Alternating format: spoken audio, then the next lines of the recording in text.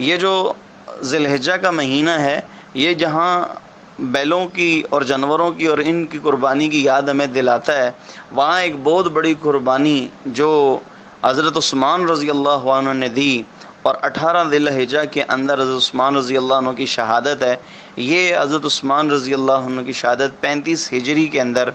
18 ذی الحجہ میں حضرت عثمان رضی اللہ عنہ شہید کیے گئے، اور بہت بے دردی اور مظلومیت کے ساتھ حضرت عثمان رضی اللہ عنہ کو شہید کیا گیا۔ حالانکہ حضرت عثمان رضی اللہ عنہ بہت فضیلت کے حامل تھے، اور حضور صلی اللہ علیہ وسلم کے داماد تھے، اور پھر حضور صلی اللہ علیہ وسلم کے دوہرے داماد تھے۔ اللہ کے نبی نے ایک بیٹی نہیں دی، اللہ کے نبی نے ان کے نکاح میں 2 بیٹیاں دیں، رقیہ رضی اللہ عنہا اور ام کلثوم رضی اللہ عنہا۔ یہ 2 بیٹیاں اللہ رب العزت نے یکے بعد دیگرے اللہ کے نبی نے صلی اللہ علیہ وسلم نے حضرت عثمان رضی اللہ عنہ کے نکاح میں دی ہیں۔ یہاں پر دنیا کے اندر ہم یہ دیکھتے ہیں کہ اگر ایک آدمی ایک بیٹی دے دیتا ہے تو وہ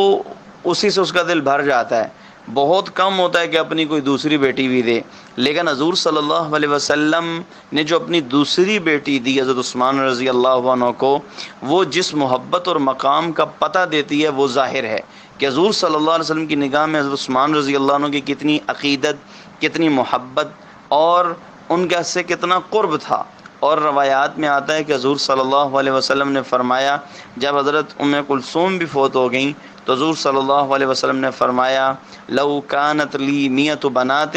لزوجتکہا، کہ اے عثمان اگر میری 100 بیٹیاں بھی ہوتی اور یوں ہی مرتی چلی جاتی تو میں یکے بعد دیگرے تیرے نکاح میں دیتا چلا جاتا۔ تو حضور صلی اللہ علیہ وسلم کی 2 بیٹیاں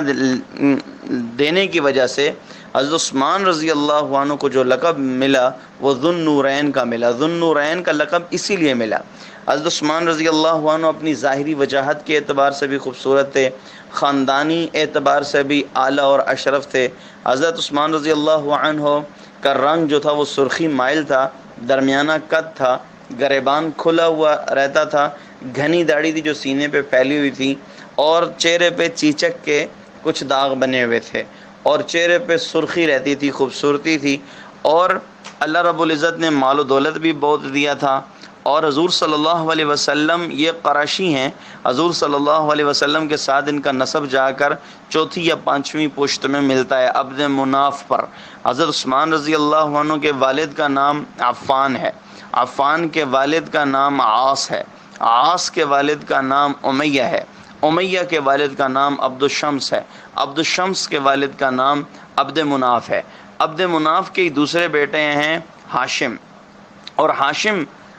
کی اولاد سے ہی حضرت ہاشم کی اولاد سے حضور صلی اللہ علیہ وسلم ہے، تو یوں ان کا نسب نامہ بھی آپس میں ملتا ہے۔ اور حضرت عثمان رضی اللہ عنہ کی جو والدہ ہیں ان کا نام اروہ ہے، اور اروہ کی جو والدہ ہیں ان کا نام ام بیضاء ہے، اور یہ حضرت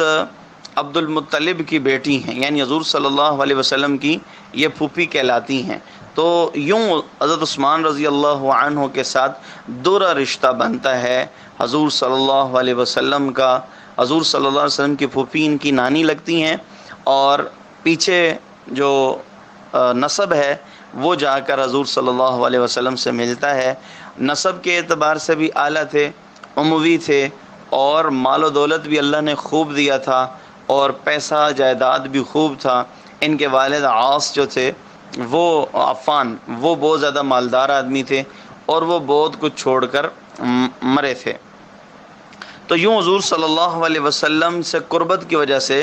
اور ان کی دینداری کی وجہ سے ان کو بڑی فضیلت حاصل ہے۔ اور حضور صلی اللہ علیہ وسلم نے ان سے یہ فرمایا تھا کہ لِكُلِّ نَبِيٍّ رَفِيقٌ، ہر نبی کا کوئی نہ کوئی رفیق ہوتا ہے جنت کے اندر، انت رفیقی فی الجنہ، تو جنت کے اندر میرا رفیق ہے۔ اور حضرت عثمان رضی اللہ عنہ کو حضور صلی اللہ علیہ وسلم نے بہت سارے فضائل عطا فرمائے، حضور صلی اللہ علیہ وسلم نے القابات عطا فرمائے، اور حضور صلی اللہ علیہ وسلم نے بہت ساری جگہ جگہ پر حضرت عثمان رضی اللہ عنہ کی تعریف کی۔ بہت موقعوں کے اوپر جہاں کہیں اسلام کے اوپر کوئی کٹھن وقت آیا اور مسلمانوں کے لیے کوئی کٹھن وقت آیا، جن کو مصیبت درپیش ہوئی، ان کے اوپر کوئی تنگی آئی، تو حضرت عثمان رضی اللہ عنہ نے مسلمانوں کی بھرپور مدد کی۔ جب لوگ ہجرت کر کے مسلمان وہ مکہ سے مدینہ گئے تو وہاں پر مدینہ میں قادم المدینہ، جب حضور صلی اللہ علیہ وسلم مدینہ میں آئے، لیس بہا ماء یستعذب، وہاں پر کوئی میٹھا پانی نہیں تھا، غیر بئر معونہ، سوائے بئر معونہ کے اور کوئی وہاں پر سمندر کا پانی آتا تھا، کھارا تھا، میٹھا پانی صرف ایک کنواں تھا۔ حضور صلی اللہ علیہ وسلم نے فرمایا من یشتری بئر روما یجعل دلوہ معادل المسلمین بخیر لہ منہا فی الجنہ، تو حضور صلی اللہ علیہ وسلم نے فرمایا کون ہے کہ جو بئر معونہ کو خرید دے اور اپنا حصہ عام مسلمانوں کے ساتھ برابر کر دے، یعنی جس طرح عام مسلمان پانی بھریں وہ بھی اسی طرح پانی بھرے، کوئی امتیاز نہ رکھے، کون ہے ایسا؟ اس کو بدلے میں اللہ رب العزت جنت کا پانی پلائے، جنت کا کنواں دے۔ تو حضرت عثمان رضی اللہ عنہ نے اس بئر معونہ کو خریدا اور مسلمانوں کے لیے اس کو وقف کیا۔ اسی طرح حضور صلی اللہ علیہ وسلم ایک موقع کے اوپر جب غزوہ تبوک کا سفر پیش آیا اور بہت زیادہ مشقت کا سفر تھا، تو حضرت عثمان رضی اللہ عنہ مسجد کے اندر موجود تھے اور صحابہ کرام بھی موجود تھے۔ حضور صلی اللہ علیہ وسلم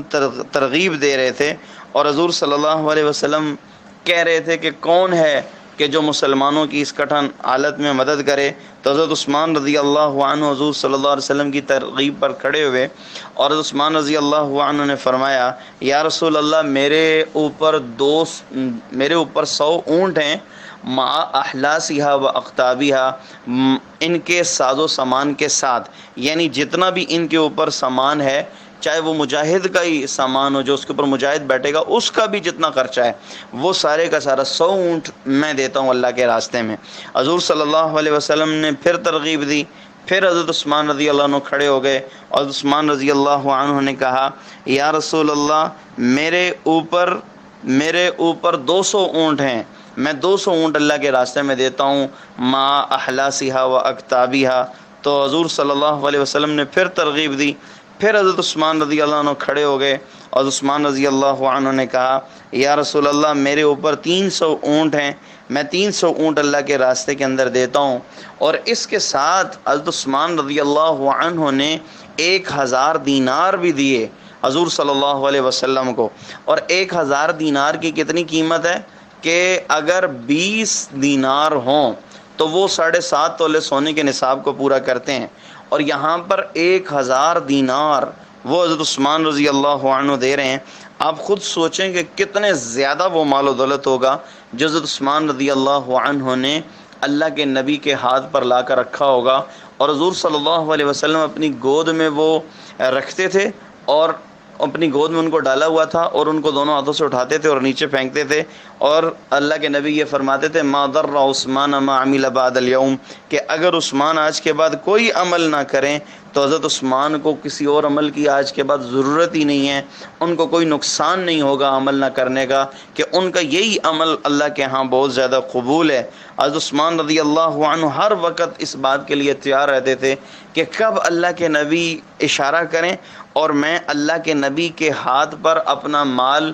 فریفتہ کروں، اللہ کے نبی کے اوپر اپنا سب کچھ لوٹا دوں۔ اس وجہ سے حضور صلی اللہ علیہ وسلم کو حضرت عثمان سے بہت زیادہ محبت تھی، اور وہ صرف ان کے لیے دنیا کی رفاقت نہیں چاہتے تھے، بلکہ اللہ کے نبی ان کے لیے آخرت کی رفاقت کو بھی پسند فرمایا ان کے لیے، اور فرمایا انت رفیقی فی الجنہ، کہ آپ جنت میں بھی میرے یوں ہی ساتھی ہوں گے، جنت میں بھی